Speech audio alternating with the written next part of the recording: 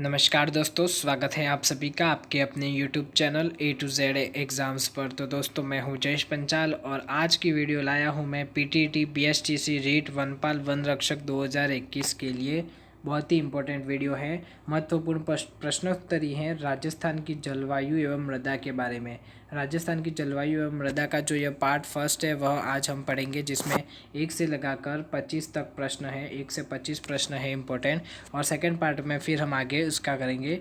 तो दोस्तों अगर आप हमारे channel A to Z exams पर नए हैं तो इसे सब्सक्राइब कर दें, बेल आइकन दबा दें और वीडियो अच्छा लगे तो इसे लाइक और शेयर जरूर कर दें। तो चलिए दोस्तों, पीटीटी बीएसटीसी रीट वन रक्षक की तैयारी हम करते हैं। तो सबसे पहला प्रश्न आपकी स्क्रीन पर दोस्तों ये रहा कि राजस्थान के निम्नांकित किन जिलों में लाल लोमी मृदा पाई जाती है।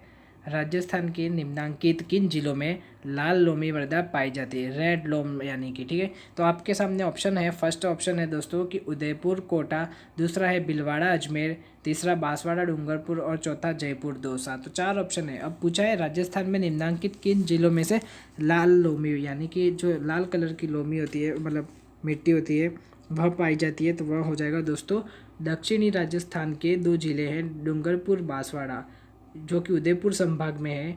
तो डूंगरपुर बांसवाड़ा जहाँ पर यह लाल लोमी मृदा पाई जाती है। तो इसका ऑप्शन नंबर 3 बिल्कुल सही हो जाएगा दोस्तों। तो हम आगे बढ़ते हैं। दूसरा प्रश्न आपकी स्क्रीन पर ये रहा। दूसरा प्रश्न है, निम्न में से राजस्थान के किस जिले में बांका पट्टी फैली हुई है। यहाँ पर बांका पट्टी पूछा है, बांका पट्टी। तो यहाँ पर ऑप्शन 1 है भीलवाड़ा, 2 नागौर, 3 चूरू, चौथा है सीकर। तो ये 4 ऑप्शंस आपको दिए हुए हैं। तो राजस्थान के किस जिले में बांका पट्टी फैली हुई है, बांका पट्टी पेटी फैली हुई है। तो इसका करेक्ट आंसर दोस्तों क्या हो जाएगा, इसका करेक्ट आंसर हो जाएगा नागौर, यानी ऑप्शन नंबर 2 इसका सही जवाब हो जाएगा, नागौर। अब यह बांका पट्टी क्या होती है, जो कुबड़ पट्टी होती है वही यह बांका पट्टी होती है और यह नागौर एवं अजमेर जिलों में विस्तृत है। ये एक तो हो गया नागौर हो गया, और दूसरा कौन सा है दोस्तों, दूसरा है अजमेर जिला। अजमेर जिला भी जहाँ पर ये बांकोर यानी कि बांका यानी कि जो कुबड़ पट्टी होती है वह है, फैली हुई है।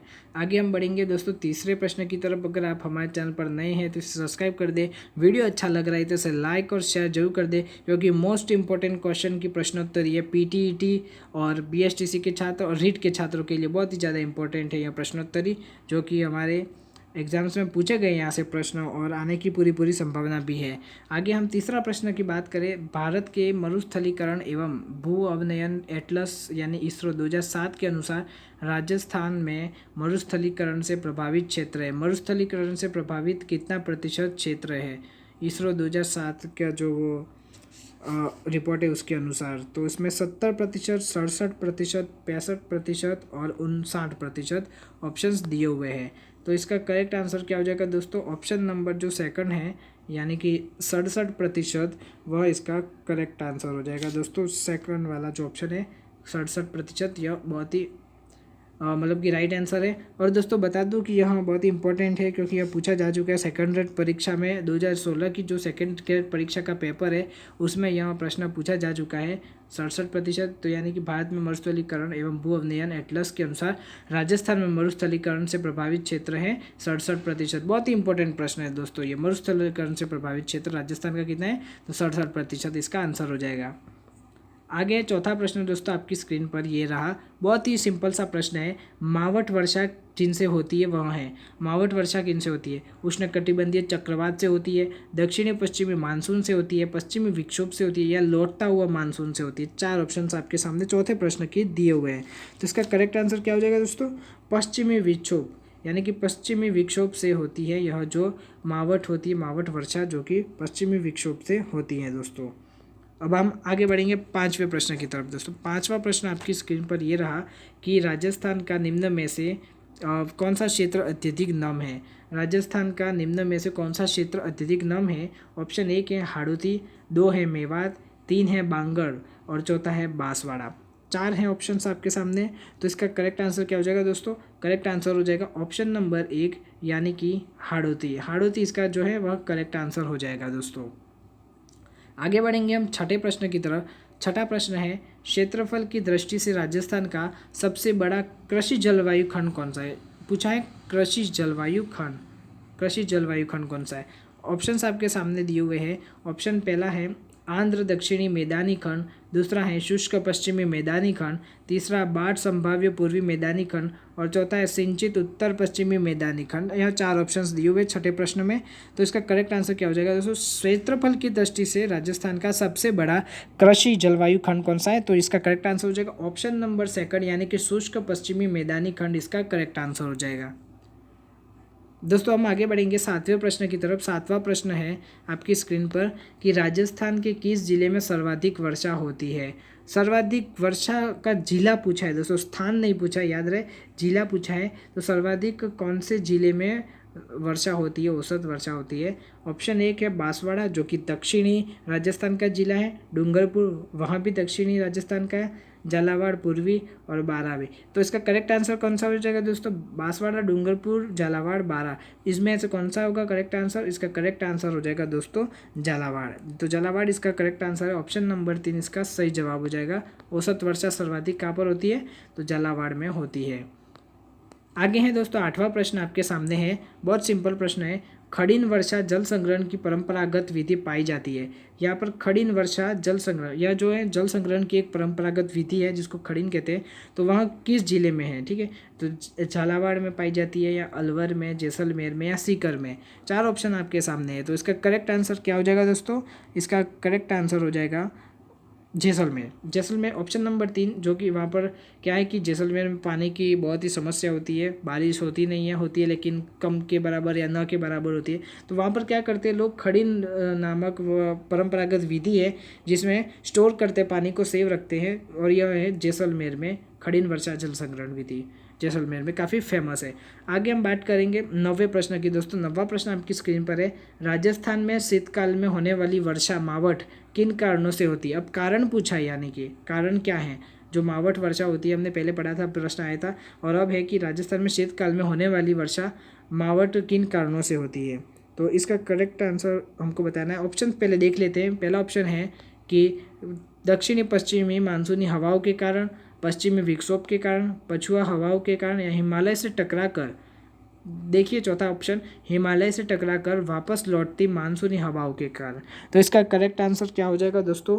इसका करेक्ट आंसर है दूसरा ऑप्शन, यानी कि पश्चिमी विक्षोभ के कारण। इसका करेक्ट आंसर हो जाएगा पश्चिमी विक्षोभ के कारण। आगे बढ़ेंगे हम 10वें प्रश्न की तरफ।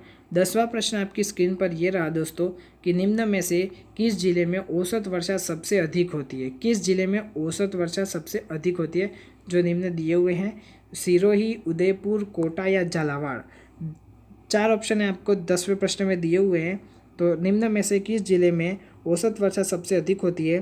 तो पहले भी आ चुका है प्रश्न, और करेक्ट आंसर हो जाएगा झालावाड़। झालावाड़ इसका करेक्ट आंसर हो जाएगा। औसत वर्षा सबसे अधिक वहाँ पर होती है। 11वां प्रश्न आपकी स्क्रीन पर यह रहा कि मिट्टी में खारापन व क्षारीयता की समस्या का समाधान है। समस्या का समाधान कौन सा है?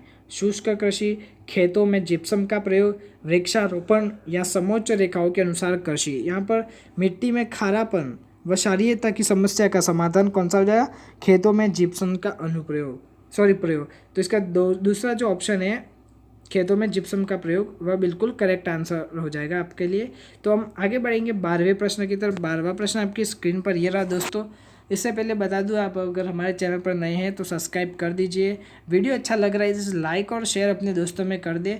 जो कि 12वीं की अभी परीक्षा वैसे होगी, कब होगी पता नहीं, लेकिन पीटीटी की परीक्षा भी जब भी होगी, लेकिन आप इसकी तैयारी अच्छे से कीजिए और सभी क्लासें अटेंड कीजिए। आप प्रीवियस वीडियो देखना चाहे तो डिस्क्रिप्शन में लिंक दिया हुआ है, आप चैनल की प्लेलिस्ट पे जाकर भी विजिट करके देख सकते हैं।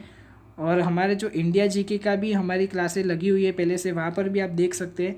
तो निम्नलिखित में से 12वां प्रश्न हम पढ़ते हैं। निम्नलिखित में से कौन सी एक राजस्थान में वर्षा जल संकलन की परंपरागत विधि? अब राजस्थान में पूछा है, पहले जैसलमेर में था, अब राजस्थान में। तालाब, कुआं, नदी या टाका। 12वें प्रश्न का तालाब, कुआं, नदी या टाका ऑप्शन है। यह भी प्रश्न पूछा चुका है आरटीटी लेवल सेकंड में। तो इसका करेक्ट आंसर क्या हो जाएगा दोस्तों? टाका इसका करेक्ट आंसर हो जाएगा। चौथा ऑप्शन इसका करेक्ट आंसर है, सही जवाब है।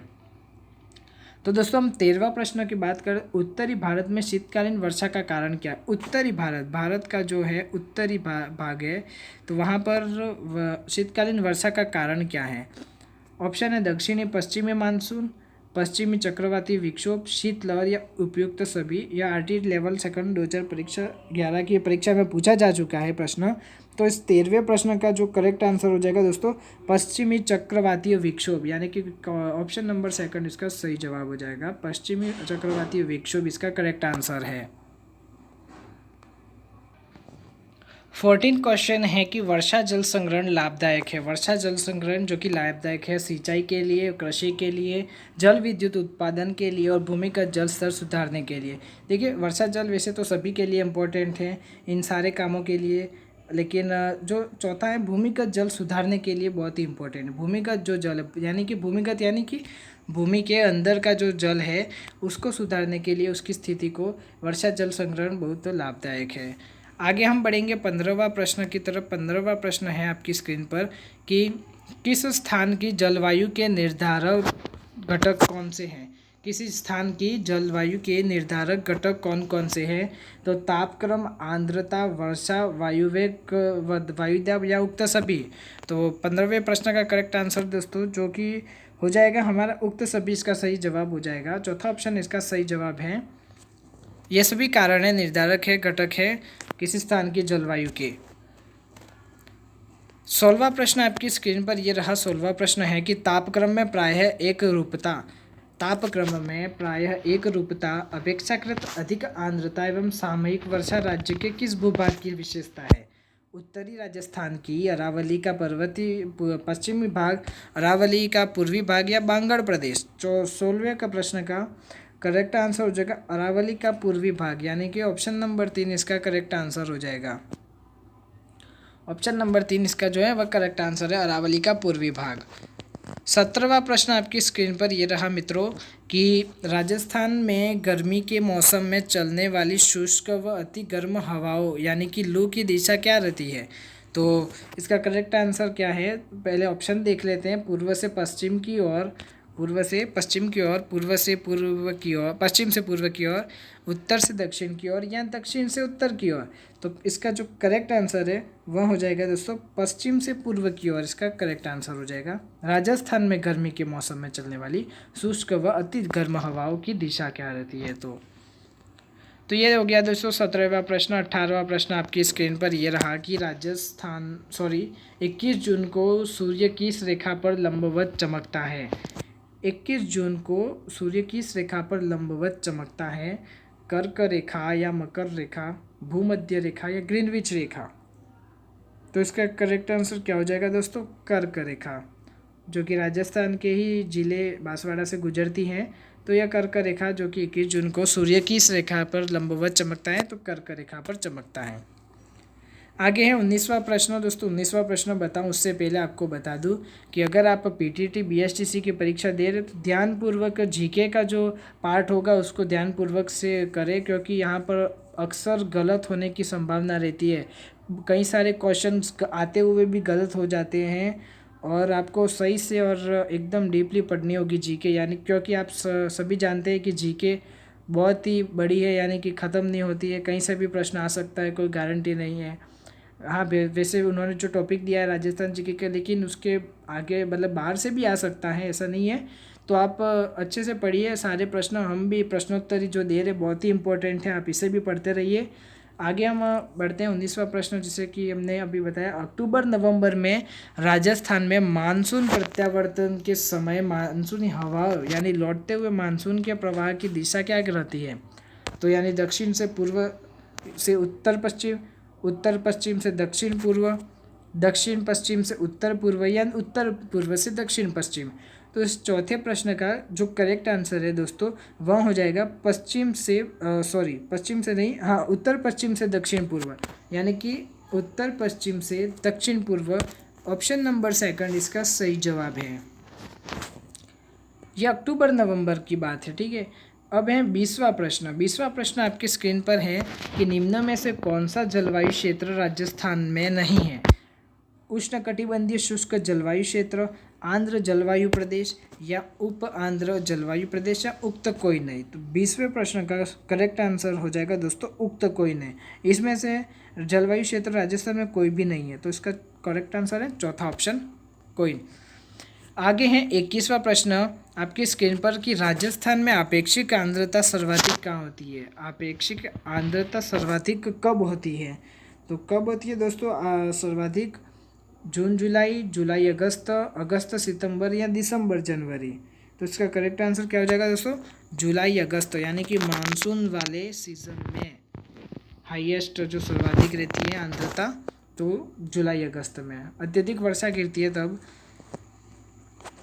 22वां प्रश्न है राज्य की अधिकांश वर्षा किन पवनों से होती है, यानी कि राजस्थान राज्य की अधिकांश वर्षा किन पवनों से होती है? पश्चिमी विक्षोभ से या दक्षिणी पश्चिमी मानसून से, पछुआ हवाएं या इनमें से कोई नहीं। आपने पछुआ हवाएं पहली बार नाम सुना होगा, लेकिन राज्य की जो अधिकांश वर्षा किन पवनों से होती है, तो इसका करेक्ट आंसर क्या है? Option number second correct answer है, दक्षिणी पश्चिमी मानसून इसका करेक्ट आंसर हो जाएगा। सेकंड ऑप्शन इसका सही जवाब है, दक्षिणी पश्चिमी मानसून। आगे बढ़ते हैं 23वां प्रश्न दोस्तों। आज का 23वां प्रश्न है इस प्रश्नोत्तरी पार्ट फर्स्ट का कि राजस्थान के किस क्षेत्र का दैनिक तापांतर सर्वाधिक रहता है? पूर्वी क्षेत्र का, दक्षिणी क्षेत्र का, पश्चिमी क्षेत्र का या उत्तरी क्षेत्र का? तो इसका करेक्ट आंसर क्या हो जाएगा दोस्तों? पश्चिमी क्षेत्र का दैनिक तापांतर सर्वाधिक रहता है। पश्चिमी यानी कि जैसलमेर वाला जो इलाका है वहाँ पर सारा मतलब कि ज़्यादातर रहता है तापांतर, दैनिक तापांतर। दोस्तों सब्सक्राइब नहीं किया है चैनल को सब्सक्राइब कर दें। और 24वां प्रश्न है निम्नलिखित में से किस जिले में जलवायु की सर्वाधिक विषमता पाई जाती है? सर्वाधिक विषमता बांसवाड़ा, जैसलमेर, जोधपुर या नागौर। इसमें 24वें प्रश्न का करेक्ट आंसर क्या होगा दोस्तों? निम्नलिखित में से किस जिले में जलवायु सर्वाधिक विषमता पाई जाती है? तो इसका करेक्ट आंसर हो जाएगा जैसलमेर, यानी कि सेकेंड ऑप्शन इसका सही जवाब है। जलवायु की सर्वाधिक विषमता कहाँ पर है? जैसलमेर में।